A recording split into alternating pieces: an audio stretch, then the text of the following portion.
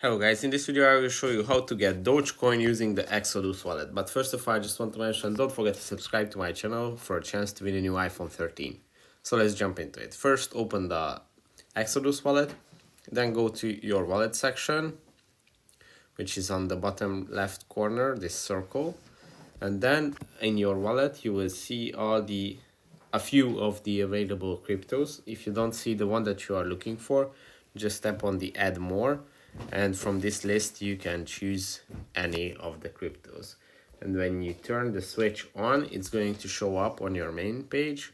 And to get those coins, to receive those coins, just choose the one. Let's go for Doge Coin right now, and it's going to open up the Doge profile page. Here you can see the price, your own balance, the price change for the last periods, 24 hours, 7 day, 3 months, 6 months, or 1 year.